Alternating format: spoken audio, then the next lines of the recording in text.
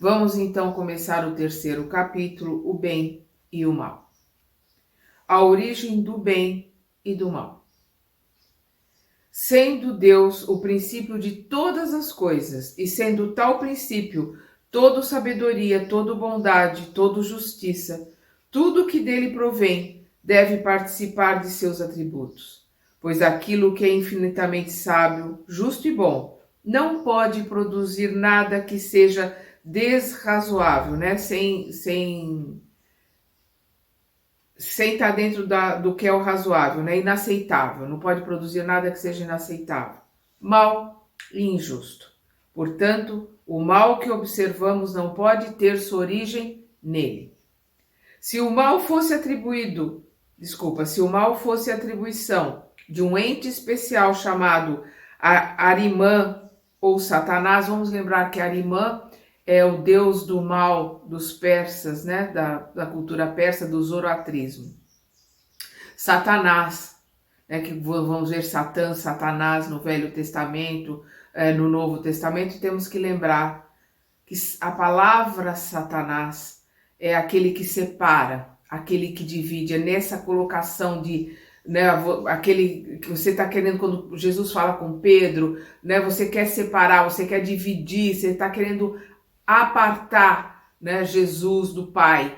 Então é isto que ele está colocando para Pedro. Esta colocação de Satanás como entidade é uma coisa mais que veio depois do cristianismo, né? depois dos ensinamentos de Cristo. Na realidade, na idade média mesmo, na idade das trevas ali, é que se colocou esse culto, né? Essa colocação a Satanás, não aquele que divide, mas a uma entidade do mal.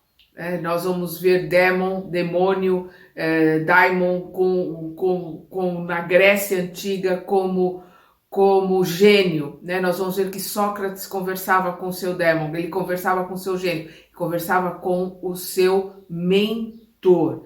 Então é uma questão de significado que ao longo do tempo ele vai se modificando e as pessoas esquecem qual é o significado na época que as coisas foram escritas. Então quando Jesus colocou no Evangelho, na Boa Nova, a palavra Satanás, ele está colocando dentro do significado dela, aquele que separa, aquele que aparta. Vamos voltar aqui.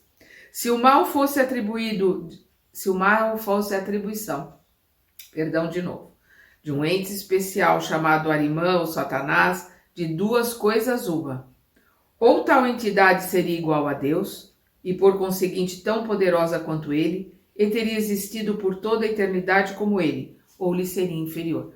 Se atribuir a esse mal, esse Deus do mal, como uma entidade, ele teria que ser igual a Deus, né? Deus é único, é justo, bom, jamais criou ou criaria o mal, a criação do mal é nossa.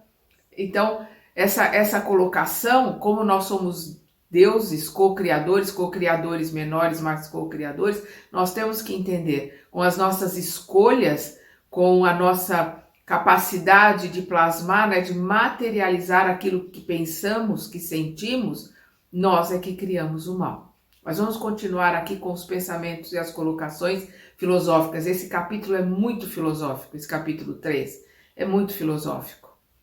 Vamos lá. De duas coisas uma, ou tal entidade seria igual a Deus e por seguinte tão poderosa quanto ele, e teria existido por toda a eternidade como ele, ou lhe seria inferior. No primeiro caso, haveria duas potências rivais, lutando sem cessar, cada uma procurando desfazer o que a outra houvesse feito, contrariando-se mutuamente. Esta hipótese é inconciliável com a unidade de visão que se revela na disposição do universo. Então, o que o Kardec está levantando aqui como conjectura, que essa ideia de Satanás como uma entidade que rivaliza com Deus, não tem cabimento. Pelo que basta olhar para o universo, né? As leis são universais, a unidade, a gravidade no sentido de atração, né? Os planetas girarem em torno de uma estrela, das galáxias, né? A hora que nós olhamos para toda a criação de Deus, ela é imutável. As suas leis são imutáveis. Então nós estamos falando de uma criação, de uma energia, de uma força extraordinária. E como Jesus colocou, um pai, né? Deus é pai, é amor, é misericórdia. Então o olhar que nós temos que ter é completamente diferente. É isso que nessa linha que o Kardec está colocando para chegar nesse ponto. Eu estou me adiantando aqui, mas para chegar nesse ponto. No segundo caso, sendo esta entidade inferior a Deus, ser-lhe-ia subordinada, não podendo ter existido como ele por toda a eternidade, sem ser seu igual, teria tido um começo. Se ele foi criado, não pode ter sido senão por Deus. Deus teria assim criado o espírito do mal, o que seria a negação da infinita bondade. E aqui nós vamos lembrar o capítulo 10, né, do céu e o inferno, quando os espíritos estão aqui colocando para Kardec, e o Kardec está aqui, né, falando sobre as colocações de demônio, né, de Satanás e essas entidades que as religiões usam para meter medo nas pessoas. No capítulo 20 ele coloca: segundo o Espiritismo, nem os anjos nem os demônios são seres à parte. A criação dos seres inteligentes é una. Unidos a corpos materiais, eles constituem a humanidade que povoa a Terra e as outras esferas habitadas. Separadas do corpo, constitui o mundo espiritual dos espíritos que povoam os espaços. Deus os criou perfectíveis, deu-lhes por objetivo a perfeição e a felicidade que dela é consequência, mas não lhes deu a perfeição.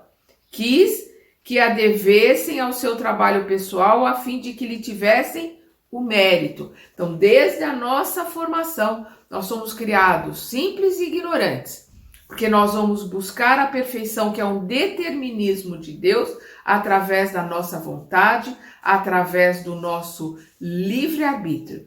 Então, aqueles que trabalham para o mal são filhos de Deus exatamente como aqueles que trabalham para o bem, e todos nós, por pior que tenhamos sido, por mais mal que já tenhamos feito, nós temos a chance de nos redimir, nós temos a chance de melhorar, nós temos a chance de caminhar de volta para a casa do Pai, porque é um determinismo de Deus, a perfectibilidade. Nós seremos anjos.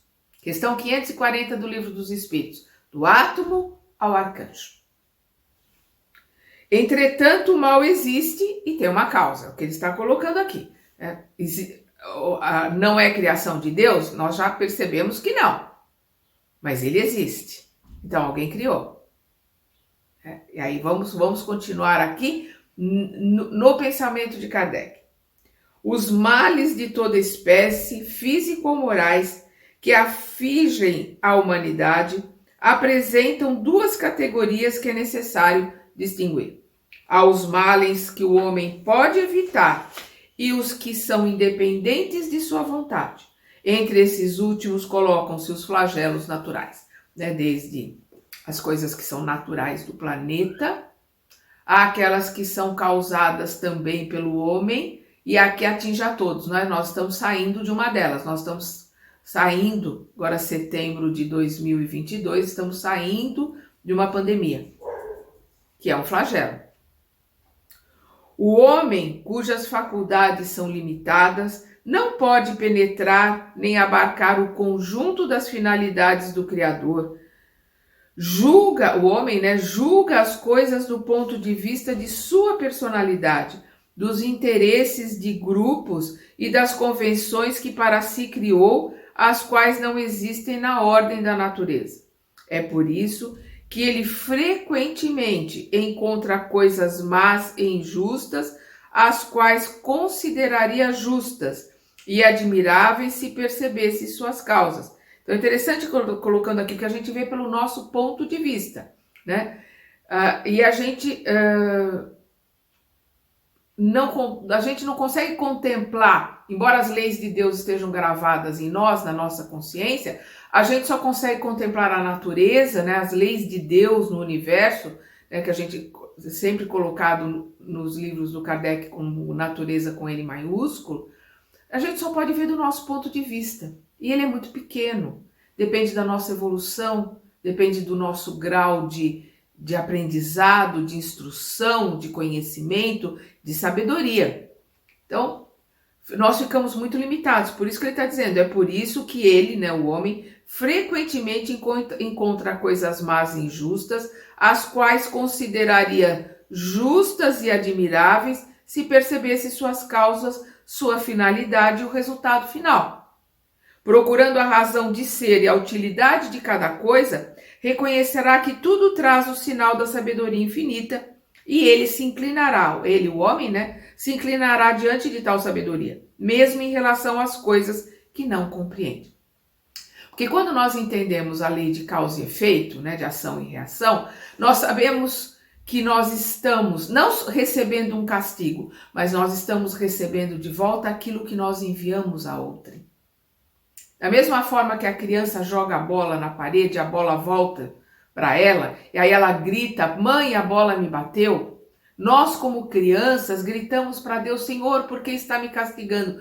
Não, ele não está castigando, nós só estamos recebendo de volta aquilo que nós enviamos para outro. Então, nós, na nossa infantilidade, nós, como a criança, queremos que tenha alguém do lado, a criança quer que tenha alguém do lado, para a hora que a bola voltar, segurar a bola. Para ela jogar de novo na parede. E alguém segura a bola. Não tem nexo, não tem sentido. Se nós jogamos a bola, nós vamos recebê-la de volta. Com a mesma força e a mesma intensidade. Essas ideias lúdicas, não, vai ter um anjo ali que vai segurar a bala, que vai apartar alguma coisa ruim, que não vai me deixar passar por um sofrimento. Se eu criei o sofrimento para o outro e eu estou recebendo esse sofrimento de volta porque foi criação minha, eu estou querendo que alguém afaste de mim aquilo que eu criei, que alguém afaste de mim aquilo que eu enviei ao outro. Se eu peço a Deus na oração, né, perdoai as nossas dívidas, assim como nós perdoamos aos nossos devedores. Me julgue com a mesma balança que eu julgar o outro. Eu não vou fazer ao outro aquilo que eu não quero que façam para mim, porque aquilo que eu fizer ao outro vai voltar para mim. E a hora que eu entender esta lei, a hora que eu entender ação e reação, causa e efeito, eu vou saber lidar com as coisas, vou pensar, vou analisar, vou me colocar no lugar do outro antes de falar, antes de colocar alguma coisa, antes de fazer alguma coisa. É para isso que Deus nos coloca aqui com a reencarnação, através da reencarnação, com o esquecimento, para que realmente a gente possa fazer tudo de novo e fazer certo. Se nós não fizermos certo, receberemos de volta todas as bolas que nós enviarmos. E não adianta chorar, dizer que a bola bateu, que a bola não bateu, ela só está voltando para quem a enviou. O homem recebeu como partilha uma inteligência com cujo auxílio pode anular ou pelo menos em grande parte atenuar os efeitos de todos os flagelos naturais. Porque a nossa inteligência nós podemos criar abrigos, nós podemos criar alarmes para saber quando alguma coisa vai acontecer. Nós criamos vacina, né? Nunca uma vacina foi tão rápida, foi feita tão rápida como agora com a Covid. Então, com a nossa inteligência, a nossa capacidade de mudar o nosso entorno para o bem ou para o mal, nós podemos sim, nós minimizar muito dos flagelos, das doenças, das dores, né? Vamos pensar, né, há 2000 anos atrás que não existia anestesia, não existia analgésico, as pessoas morriam de gripe, de resfriado, as crianças morriam de disenteria. Infelizmente, nos lugares mais pobres da terra ainda morrem de disenteria, mas por pobreza e não por falta de remédio ou por falta de paliativo, do conhecimento do homem para poder minimizar e para poder acabar com esses males. O homem tem esse conhecimento. Infelizmente, alguns povos não têm acesso a esse conhecimento por causa da sua pobreza. E a sua pobreza é culpa nossa, Porque aqueles que vivem em excesso, aqueles que vivem com mais do que necessitam, são responsáveis pela pobreza do outro. Vamos lá. Quanto mais saber adquire, né? Quanto mais saber o homem adquire, e mais avança em civilização, menos são desastrosos tais flagelos.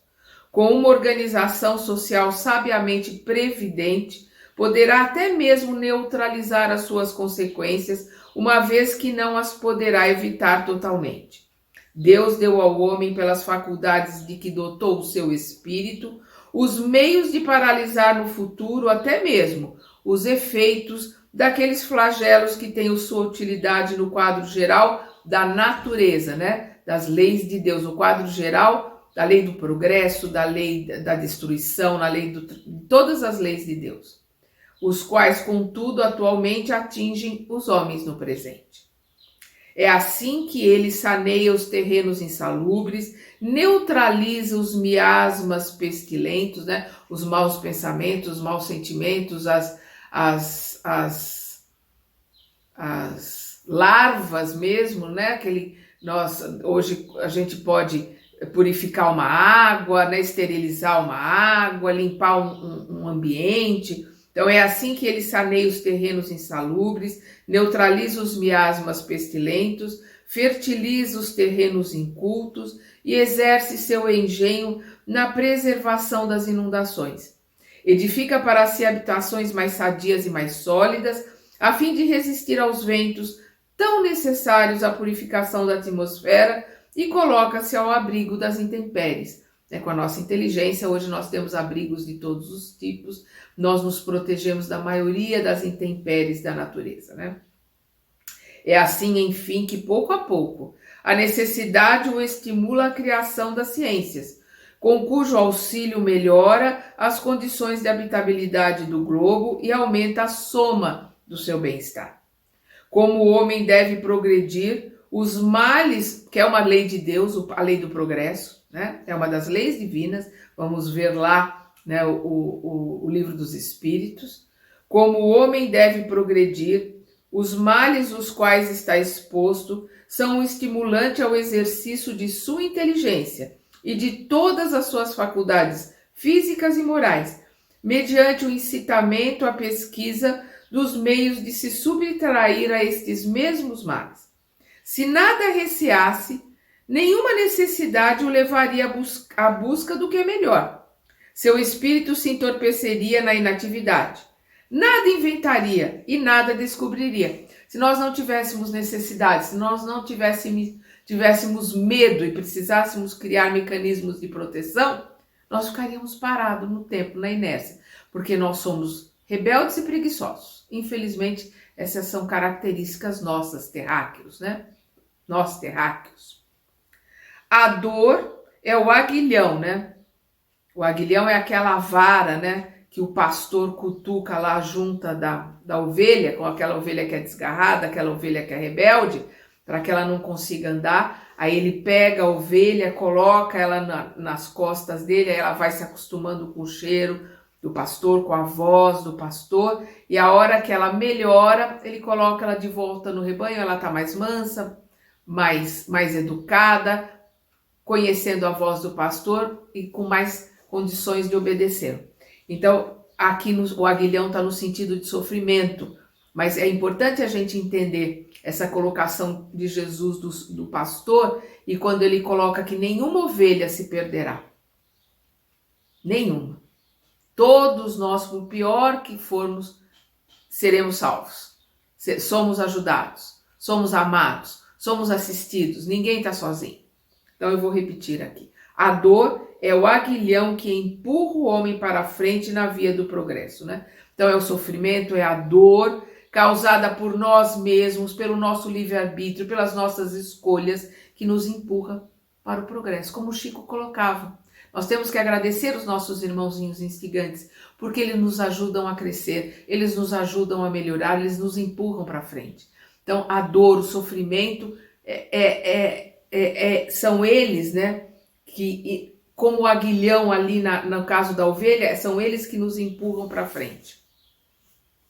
Porém, os males mais numerosos são aqueles que o homem criou para si por seus próprios vícios, aqueles que provêm do seu orgulho, do seu egoísmo, de sua ambição, de sua cobiça, de seus excessos em todas as coisas.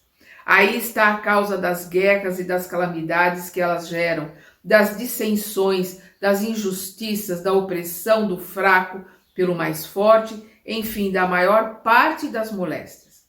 Deus estabeleceu leis cheias de sabedoria, as quais não têm outra finalidade senão o bem. O homem encontra em si mesmo tudo o que é necessário para segui-las. Seu caminho é traçado por sua consciência. A lei divina está gravado em seu coração. As leis de Deus estão gravadas na nossa consciência. Nós vamos ver isso no Livro dos Espíritos. Além disso, Deus faz lembrar essas leis sem cessar, por seus messias e seus profetas, por todos os espíritos encarnados que receberam a missão de esclarecê-lo, por aqueles que receberam a missão de nos esclarecer. Todos esses espíritos, todos esses missionários, eles vêm nos lembrar as leis de Deus e nos lembrar que as leis de Deus estão gravadas dentro de nós, na nossa consciência. Então, é o que ele coloca aqui. Por todos os espíritos encarnados que receberam a missão de esclarecê-lo, de esclarecer o homem, mobilizá-lo, aperfeiçoá-lo, e nesses últimos tempos, pela multidão de espíritos desencarnados que se manifestam em todos os lugares. Se o homem se conformasse rigorosamente com as leis divinas, não é duvidoso que evitaria os males mais amargos e que viveria feliz na terra. Se não o faz, é em virtude do seu livre-arbítrio, e disso ele sofre as consequências. E aqui nós vamos lembrar o Evangelho segundo o Espiritismo no seu capítulo 5, Bem-aventurados aflitos, o capítulo 4, 5, 6 em diante, onde ele está colocando aqui, colocando lá no livro, no Evangelho segundo o Espiritismo, que as vicissitudes, as dores pelas quais nós passamos aqui na Terra, são criações nossas, são efeitos do que nós causamos. Nós vamos passar por provas, às vezes por provas difíceis, mas as dores mesmo, as expiações, que são aquelas dores mais difíceis de se passar, elas também são provas, mas elas são causadas por nós. Nós estamos recebendo de volta o que nós enviamos, nós estamos colhendo os espinhos que plantamos. Quando nós passamos só por provas, mesmo que sejam provas duras, elas foram pedidas por nós. Nós escolhemos, nós pedimos antes de encarnar, porque nós tínhamos a certeza de que poderíamos passar por ela. A maioria das vezes a gente se engana. Algumas vezes não, a gente passa com louvor. Mas na maioria das vezes a gente se engana porque a gente acha que pode mais do que verdadeiramente pode. Agora, as piores dores, os piores sofrimentos são expiações. E essas expiações, os únicos causadores somos nós. Nas expiações nós estamos recebendo de volta aquilo que nós causamos ao outro. Deus, porém, cheio de bondade, colocou o remédio ao lado do mal, isto é, do próprio mal faz sair o bem. Chega um momento em que o excesso do mal moral torna-se intolerável e faz com que o homem sinta a necessidade de mudar de caminho. Instruído pela experiência, é compelido a procurar um remédio no bem, sempre por efeito do seu livre-arbítrio. Quando penetra num caminho melhor, o faz por efeito de sua vontade e porque reconheceu os inconvenientes do outro traçado. A necessidade o obriga a se melhorar moralmente pelo desejo de ser mais feliz. Assim como esta mesma necessidade o impeliu a melhorar as condições materiais de sua existência. Então, da mesma forma que a necessidade fez com que a gente criasse a ciência, a arte, a música, a matemática, que a gente criasse habitações melhores, roupas melhores, criasse a medicina para que a gente tivesse analgésico, nós fomos criando todas essas necessidades, nós fomos criando todas essas facilidades para a nossa vida pelas necessidades que nós enxergamos pela frente. Da mesma forma, no nosso desenvolvimento moral, no nosso desenvolvimento espiritual, que é este o verdadeiro desenvolvimento, é isto que importa e interessa, nós aprendemos com o mal que nós criamos. Nós escolhemos, quando nós recebemos de volta, a gente sente a dureza, a gente vê como aquilo é difícil. Não, eu não quero mais passar por isso. Aí eu entendo que para que eu não passe mais por isso, eu não causo mais o mal ao outro. Vamos lembrar de novo a oração que nós fazemos todos os dias, né? Não nos deixeis cair em tentação. O que é a tentação? São os nossos desejos, são a nossa vontade, né? São as coisas que nós queremos. Nos ajude, Pai, a lidarmos com o nosso ego, a lidarmos com essa vestimenta, lidarmos com essa persona que nós estamos representando aqui, com esses desejos, com todas essas vontades. Então não nos deixeis cair em tentação, mas livra-nos, Pai, do mal. O mal que existe em nós, o mal que fazemos aos outros. É este mal que nós estamos pedindo ajuda para nos livrarmos dele. Então nós temos que entender que é assim, através do caminho, através das nossas escolhas, principalmente através das nossas escolhas erradas, que nós aprendemos as lições necessárias para mudarmos o nosso caminho, nos modificarmos e mudarmos as nossas escolhas. Para isso que a gente reencarna. Pode-se dizer que o mal é a ausência do bem, como o frio é a falta de calor. O mal não é um atributo distinto, assim como o frio não é um fluido especial. Um é a negação do outro. Onde o bem não existe, forçosamente existe o mal. Deixar de fazer o mal já é o começo do bem. Deus não quer senão o bem. O mal provém unicamente do homem. Se na criação houvesse um ser predisposto ao mal, ninguém o poderia evitar. Porém, tendo o homem a causa do mal em si mesmo, e tendo ao mesmo tempo seu livre-arbítrio e por guia as leis divinas, evitará o mal quando quiser. Vamos lembrar o capítulo Bem e o Mal, também no Livro dos Espíritos, que começa na questão 629. E nós vamos ver aqui, na questão 630, quando Kardec pergunta: como se pode distinguir o bem e o mal? E os espíritos respondem: o bem é tudo aquilo que está conforme a lei de Deus, e o mal, tudo aquilo que dele se afasta. Assim, fazer o bem é conformar-se com a lei de Deus, e fazer o mal é infringir essa lei. Por quê? Porque o mal não existe, o escuro não existe. O escuro é a ausência de luz. Se uma casa está escura, a hora que você abre a porta, a escuridão não sai. Mas a luz que existe fora entra. Quando você abre uma janela, a claridade de fora entra. Por quê? Porque a escuridão não existe. A escuridão é a ausência de luz. Se acende um fósforo, não tem mais escuridão já. Tem uma luzinha ali que ajuda a iluminar. O mal é a mesma coisa. O mal é a ausência do bem.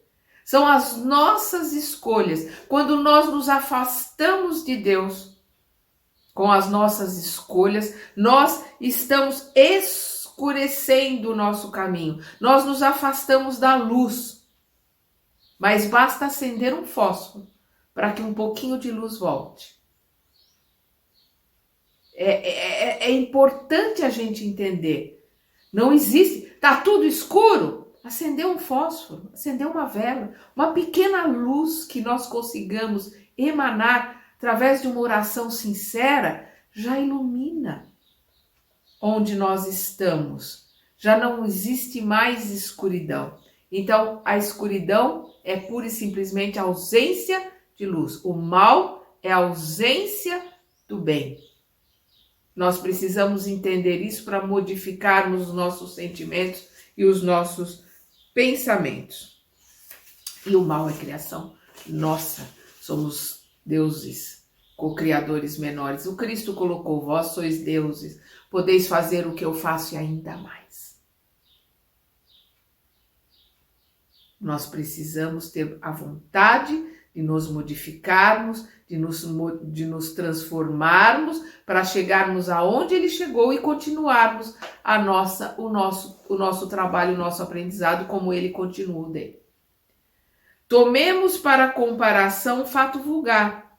Um proprietário sabe que a extremidade do seu campo é um lugar perigoso, no qual poderia perecer ou machucar-se quem ali se aventurasse.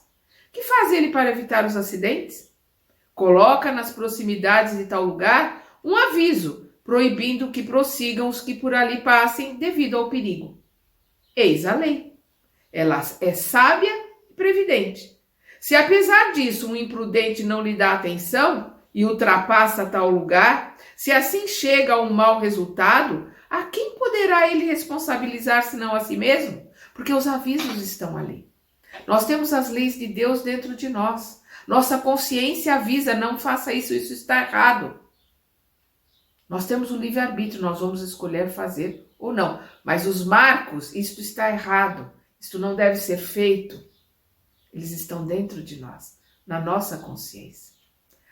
Fora os nossos mentores, fora a nossa família espiritual, aqueles que encarnados e desencarnados estão torcendo, estão aqui para nos ajudar a crescer e melhorar, que estão o tempo todo ali avisando, não faça isso, pensa bem, analisa, usa a razão, estuda, se aprimora, melhore.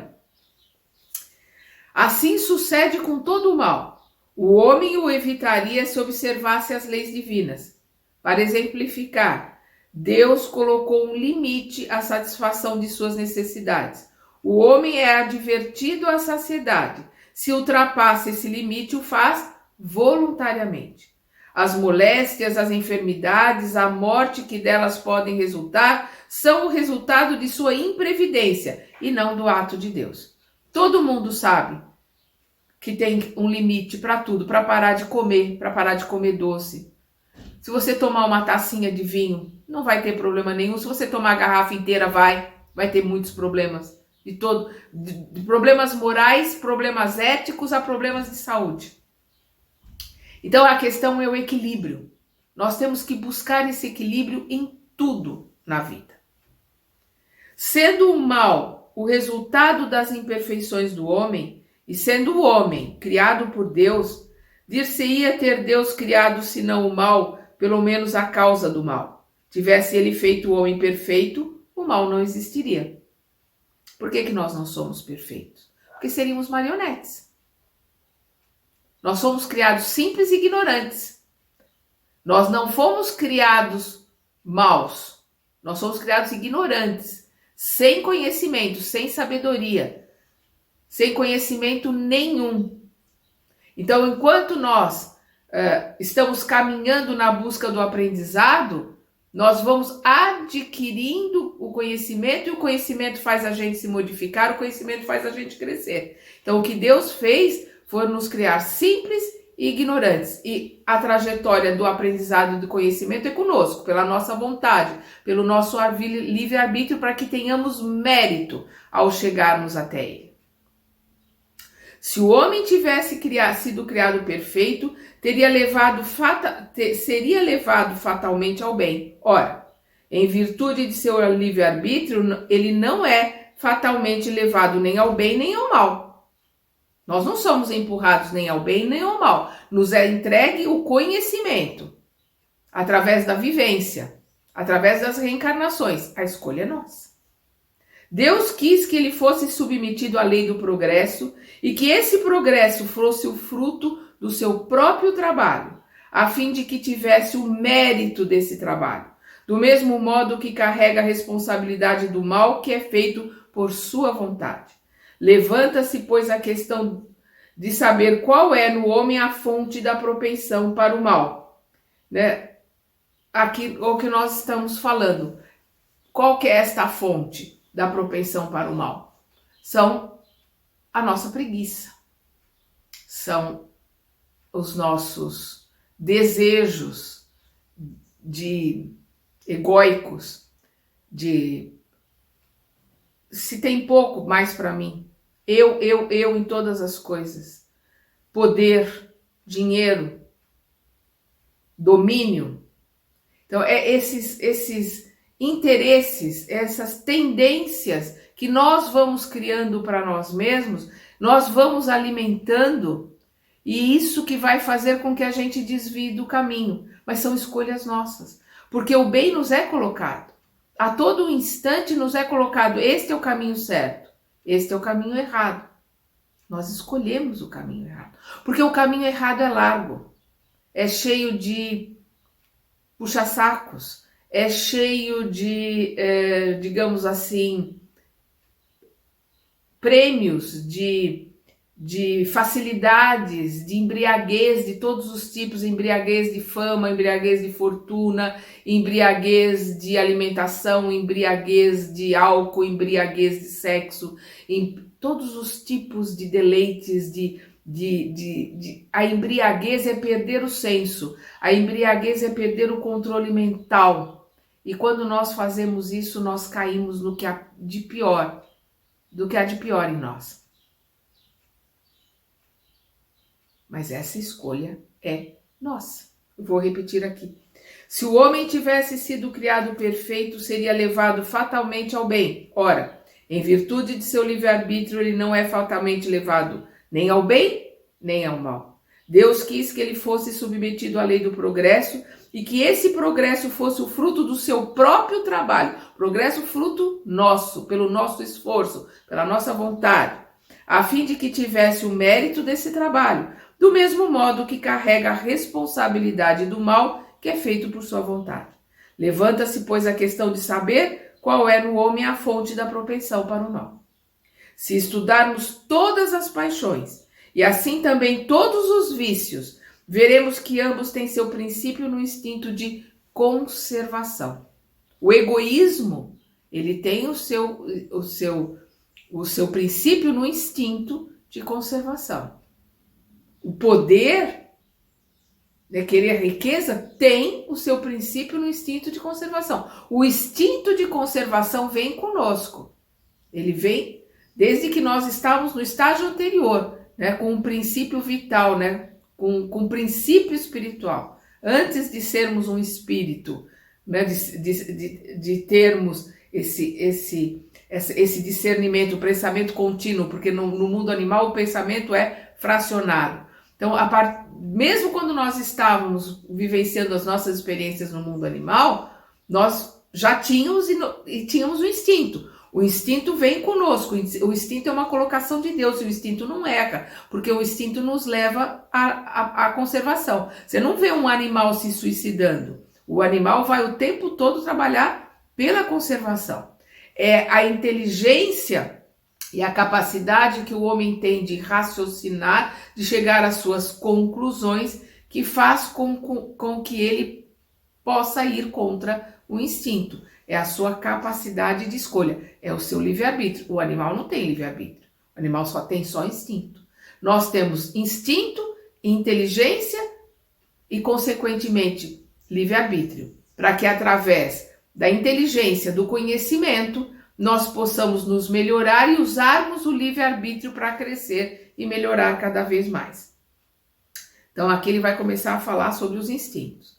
Tal instinto existe em toda a sua força nos animais e nos seres primitivos que se aproximam mais à animalidade. Aí ele domina sozinho, porque tais seres ainda não têm o contrapeso do senso moral. O ser ainda não nasceu na vida intelectual. É o que nós estamos falando dos animais, Eles não têm o senso moral. Eles têm só o instinto, o pensamento não é contínuo, é fracionado, então não tem condições de análise. Nós, como hominais, como espíritos, nós temos todas as capacidades para que nós possamos, através da inteligência, buscarmos o nosso caminho. Para o bem ou para o mal, a escolha é nossa. Ao contrário, o instinto se enfraquece à medida que a inteligência se desenvolve, pois que a inteligência domina a matéria. Então, conforme nós vamos nos elevando, conforme nós vamos aprendendo, nós vamos aumentando o nosso conhecimento, o nosso desenvolvimento, a nossa elevação moral, nós vamos cada vez mais usando a inteligência, usando o nosso conhecimento e cada vez menos necessitando do instinto para a preservação, para a conservação. Nós vamos modificando esse instinto conforme nós vamos evoluindo. Nós vamos usando menos aquele instinto primitivo e nós vamos mudando esse instinto de conservação, de preservação, para energias que estão nos auxiliando junto com a inteligência, junto com o conhecimento para a nossa elevação. O destino do espírito é a vida espiritual. É a nossa verdadeira vida. A nossa verdadeira vida não é aqui na matéria. Não é nesse palco. Não é nesse tablado. Não é com persona, com esse ego, que é só uma vestimenta, é só uma roupagem. A nossa verdadeira vida é no mundo espiritual. Nossa verdadeira vida é onde nós somos imortais, que é no mundo espiritual, onde nós somos nós mesmos, nós somos espírito. Aqui nós somos o espírito comandando o perispírito que comanda essa vestimenta, que comanda este corpo, que nós utilizamos esse corpo da mesma forma que nós utilizamos a roupa. É uma vestimenta para o nosso aprendizado. Então, o destino do espírito é a vida espiritual. Porém, nas primeiras fases de sua existência corporal, apenas tem necessidades materiais a satisfazer. E com vistas a esta finalidade, o exercício das paixões é uma necessidade para a conservação da espécie e dos indivíduos materialmente falando. Então, quando nós estamos começando no mundo primitivo, nós temos conosco pouco livre-arbítrio, nós temos basicamente um instinto, que vai nos levar para a conservação, e nós temos a fatalidade. Por quê? Porque as coisas estão acontecendo ali, como nós não temos conhecimento, nós não sabemos lidar com ela. Nós temos o livre-arbítrio, mas nós não temos conhecimento para lidar com o livre-arbítrio. Então, quando nós estamos no comecinho, como o mundo primitivo, o nosso livre-arbítrio é muito pequeno. O nosso livre-arbítrio é mínimo, nós estamos à mercê da fatalidade e estamos ali na mão do instinto. É o instinto que mantém a conservação, é o instinto que nos mantém vivos.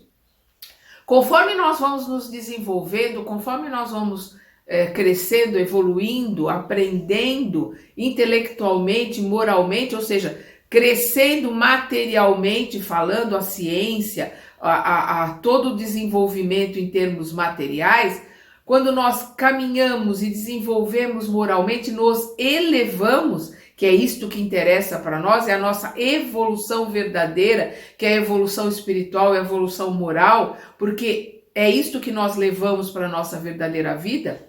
O título de doutor, de PhD, o dinheiro, a fama, o poder, ficam aqui junto com essa vestimenta, esse ego.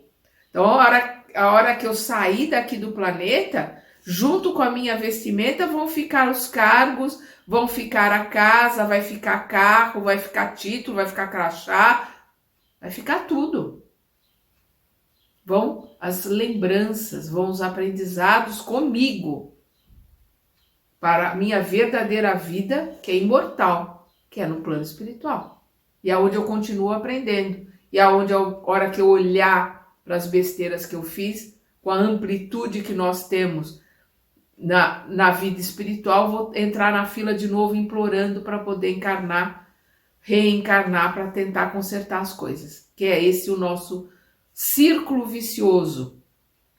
Desencarna, no mundo espiritual vê os erros cometeu, implora para voltar, reencarna, com o esquecimento faz um monte de bobagem, desencarna, implora para voltar. Para que a gente possa sair desse círculo vicioso, nós precisamos arregaçar as mangas e sair da roda, sair da ilusão do mundo, se desapegar das coisas do mundo, se interessar mais para a verdadeira vida, para as coisas que são verdadeiras, para as coisas que realmente são importantes, que são as coisas espirituais, que são as coisas que nós levaremos conosco. A gente tem que olhar para aquilo que eu vou levar comigo. Se eu desencarnar agora, o que eu levo? O que eu estudei, o que eu aprendi e o que eu pus em prática do que eu estudei. porque nós seremos reconhecidos pelas nossas obras. Não é intelectualmente, não são quantos livros eu li. Não adianta chegar no plano espiritual e colocar, eu li os 420 livros ou os 500 livros do Chico Xavier. Não, isso não interessa para ninguém. Isso só serve de ajuda para o meu esclarecimento e meu desenvolvimento, e faz diferença se eu colocar em prática os livros que eu li, as coisas que eu estudei. Porque eu serei reconhecida, todos nós seremos reconhecidos pelas nossas obras. Entretanto, saindo desse período, que é esse período primitivo, tem outras necessidades. A princípio, necessidades semi-morais e semi-materiais, e depois exclusivamente morais. Por quê? Porque no primitivismo nós temos necessidades mais materiais. Nós passamos praticamente o tempo todo tentando se manter vivo e tentando se alimentar. No momento que nós vamos nos desenvolvendo, nós vamos crescendo, nós vamos nos aprimorando e nós vamos melhorando, nós vamos facilitando a nossa vida com o advento da ciência, da medicina, as melhoras que nós vamos criando, a tecnologia que nós temos hoje é para a gente ter todas essas facilidades para que a gente possa ter o nosso desenvolvimento moral, para que a gente possa estudar mais, para que a gente não precise ficar tanto tempo fazendo coisas repetitivas, para que a gente possa fazer coisas mais prazerosas, para que a gente possa exercer mais a fraternidade e a empatia. É para isso que o desenvolvimento científico vem. É para isso que a tecnologia vem, para nos auxiliar, para facilitar a nossa vida, para que a gente possa ter mais facilidade para o desenvolvimento moral. Infelizmente, a gente não enxerga assim. E continua na roda, continua no mesmo círculo vicioso. Por isso que ele diz, entretanto, saindo desse período, nesse período primitivo, tem outras necessidades. A princípio, nesse período primitivo, necessidades semi-morais, nós estamos começando a aprender, e semi-materiais, porque a gente está lutando para se manter vivo. E depois, exclusivamente morais. Quando a gente chega no patamar de conhecimento, que é a tecnologia que nós temos hoje, tudo que nós temos hoje à nossa volta, é justamente para que a gente corra atrás do nosso desenvolvimento moral. É então que o espírito domina a matéria.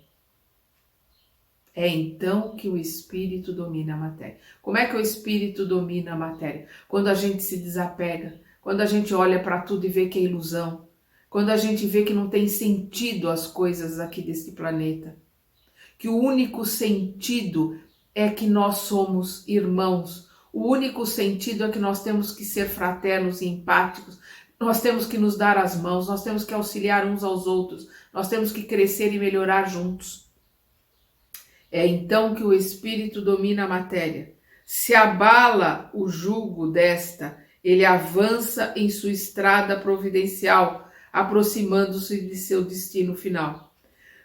Quer dizer, se o peso, o jugo, aquilo que esse espírito está carregando aqui na matéria, se tudo isso é abalado, se abala o jugo, o jugo dessa matéria, e o espírito dominando essa matéria, ele avança com todas as vicissitudes que ele está vivenciando encarnado, ele avança em sua estrada providencial, aproximando-se do seu destino final, aproximando-se de Deus. Se ao contrário, deixa dominar-se por ela, ele se deixa dominar pela matéria, pela ilusão do mundo, pela ilusão da matéria, o espírito se retarda, assemelhando-se ao bruto, assemelhando-se mais ao animal do que ao hominal, ao ser humano, verdadeiramente, que é mais próximo de Deus, que é amor. Para sermos verdadeiramente humanos, temos que ser extremamente amorosos. Temos que amar incondicionalmente aqueles que estão à nossa volta, como Jesus colocou. Amar ao próximo como a ti mesmo, fazer ao outro aquilo que queremos que façamos para nós. Quando nós estivermos nesse ponto, nós estamos verdadeiramente dominando a matéria e vivenciando aqui nesse mundo o que viemos vivenciar. Aprendizado, ressarcimento àqueles que nós causamos mal, limpar o terreno, preparar o terreno para um novo plantio. Nesta situação, o que outrora era um bem, porque era uma necessidade de sua natureza, né? Natureza com N minúsculo, aqui a natureza, as necessidades da matéria, as necessidades do homem, né? Dentro da sua convivência com a matéria, torna-se um mal. Porque aí nós vamos perceber que as coisas que nós fazemos, elas nos fazem mal. Correr atrás do ter e não do ser nos destrói.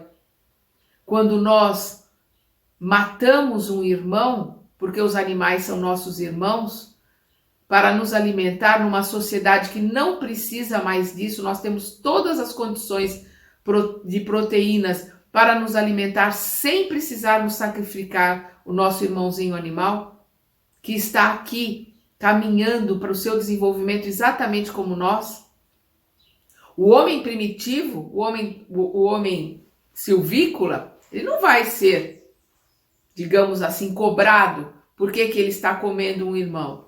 O homem na nossa sociedade que tem tudo à sua volta, todas as possibilidades de proteína, de alimento, de plantar e de colher até fora das estações com estufas e com tudo que o homem é capaz de fazer, ele tem sim que responder pelo mal que causa ao seu irmão. Os animais nos olham como nós olhamos aos espíritos superiores, porque eles olham para nós esperando de nós o auxílio para que eles possam crescer. Da mesma forma que nós olhamos para os espíritos superiores pedindo a eles auxílio, que eles nos deem a mão para que nós possamos crescer.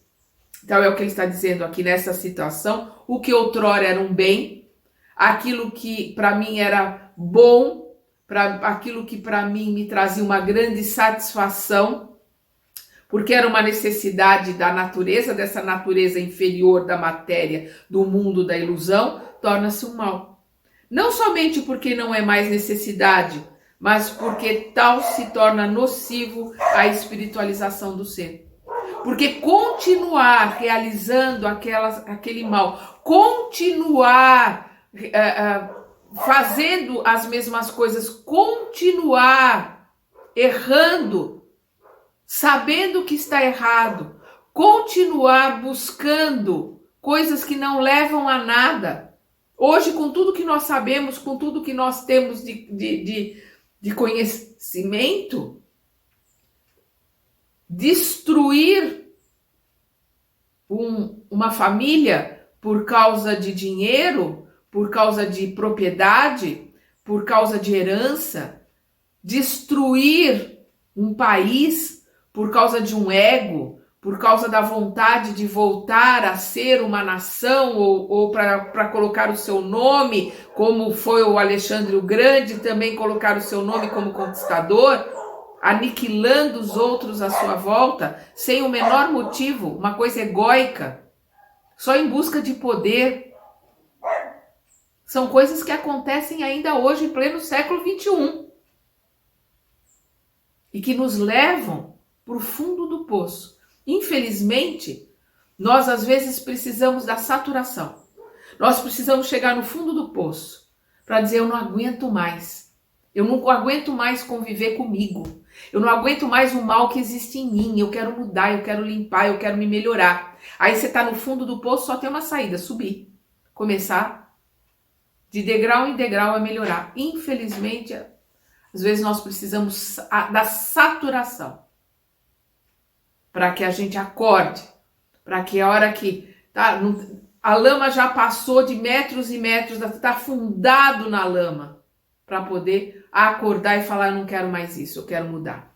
Por isso que ele diz: nesta situação, o que outrora era um bem, porque era uma necessidade de sua natureza, torna-se um mal. Não somente porque não é mais uma necessidade, mas porque tal se torna nocivo à espiritualização do ser. De modo semelhante, o que é qualidade na criança torna-se defeito no adulto. Assim, o mal é relativo e a responsabilidade é proporcional ao grau de progresso. Porque um silvícola que faz alguma coisa, que mata um animal para comer, ele está fazendo dentro das suas possibilidades. Ele às vezes mal sabe plantar alguma coisa, ele só colhe. o civilizado que mata um animal para comer, o civilizado que vai pela facilidade buscar um animal que foi morto, às vezes com muita crueldade, com muito sofrimento, como ele está embaladinho com um código de barras, a consciência dele está tranquila, sem analisar que está à sua volta, que está vendo a sua irmã natureza, né, os vegetais e os minerais sofrendo, serem destruídos, pegando fogo, e não faz nada, não trabalha para mudar isso, não se associa a grupos e agremiações para modificar esse estado de coisas, é sim responsabilizado, será responsabilizado. Vamos lembrar o item 6 do Código Penal da Vida Futura, o capítulo 7 do livro Céu e Inferno, o item 6, quando diz que nós seremos responsabilizados pelo bem que deixarmos de fazer.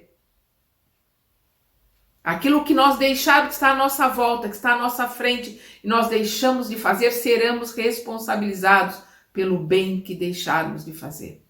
Seremos responsabilizados pelo mal que vimos e não fizemos nada para ajudar ou para defender quem estava sofrendo ou passando por aquele mal. Fizemos vista grossa, isto é ser conivente.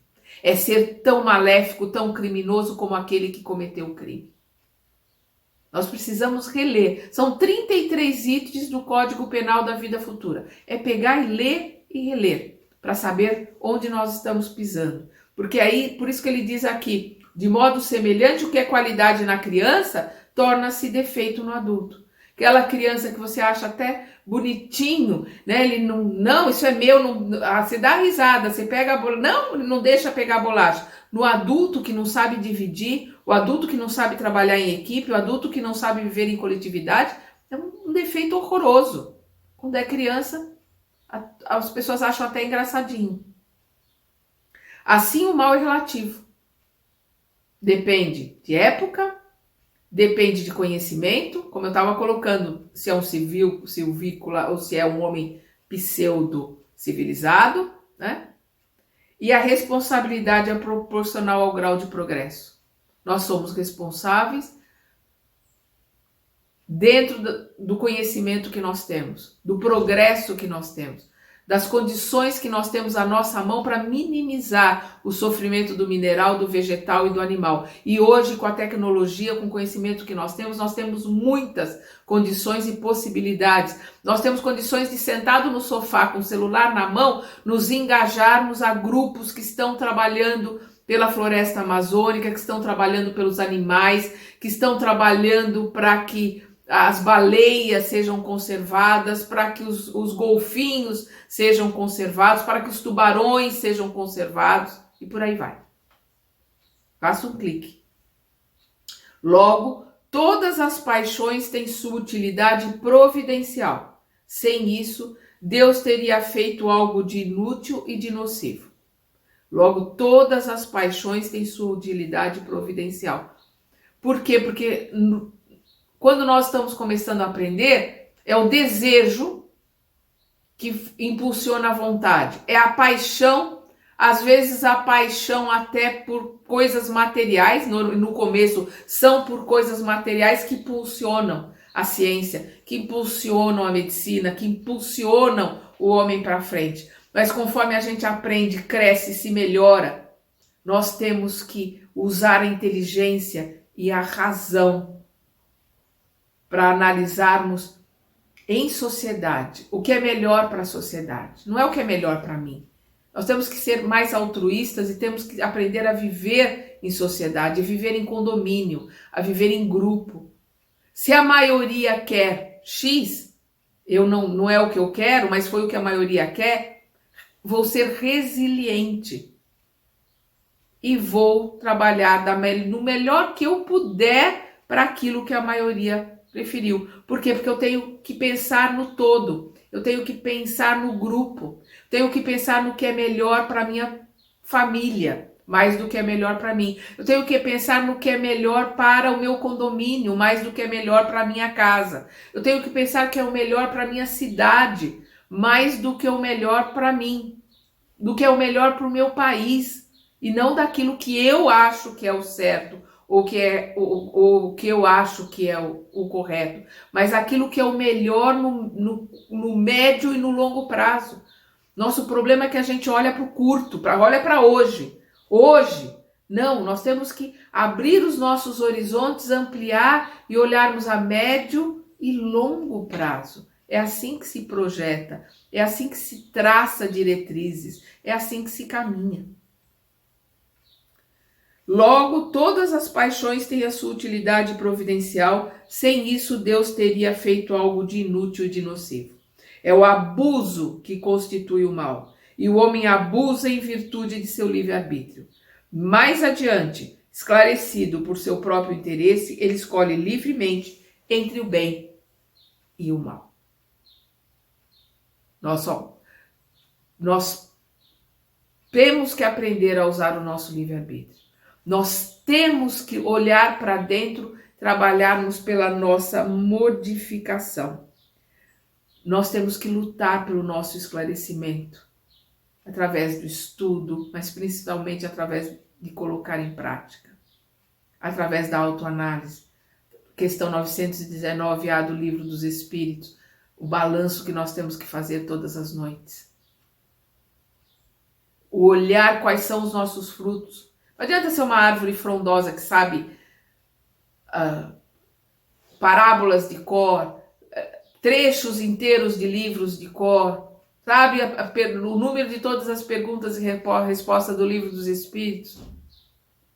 Quais são as obras? Nós temos que olhar as obras. Quais são as nossas obras? Que adianta ser uma árvore frondosa e os frutos são azedos? Ou às vezes nem frutos tem. Nós temos que olhar para os frutos que nós estamos dando. Se eles verdadeiramente são dignos do nosso irmão mais velho, nosso Mestre Jesus. Se nós estamos dando os frutos que ele espera de nós.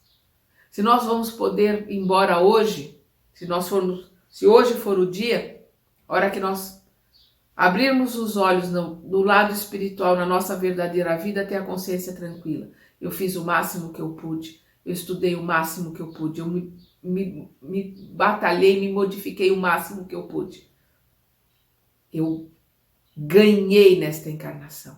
Eu saí desta encarnação um pouco melhor do que eu entrei. Então, arregaçar as mangas e continuar. Será que é esse? Será assim conosco? Eu estou falando por mim, pergunto para mim e coloco para cada um de vocês que estão aqui estudando comigo que façam essa mesma pergunta.